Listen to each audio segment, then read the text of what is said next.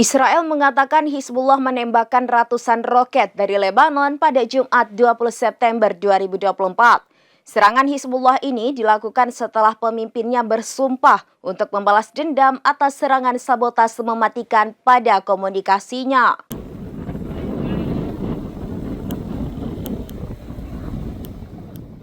Saling serang antara Israel dan Hizbullah di perbatasan semakin intensif ketika Dewan Keamanan PBB bersiap untuk membahas serangan terhadap pager dan radio dua arah di Lebanon.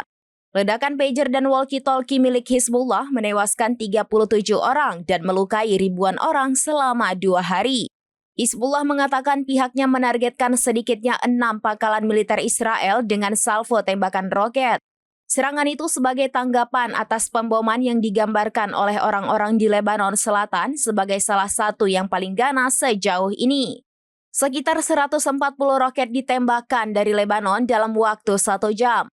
Militer Israel mengatakan jet-jet tempurnya menghantam infrastruktur dan sekitar 100 peluncur roket.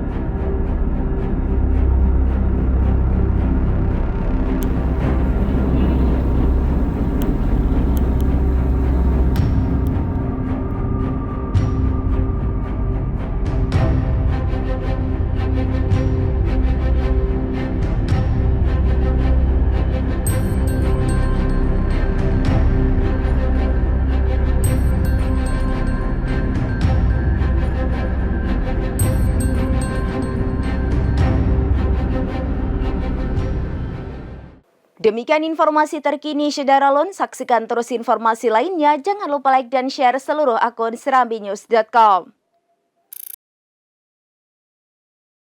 Download Tribun X sekarang, menghadirkan lokal menjadi Indonesia.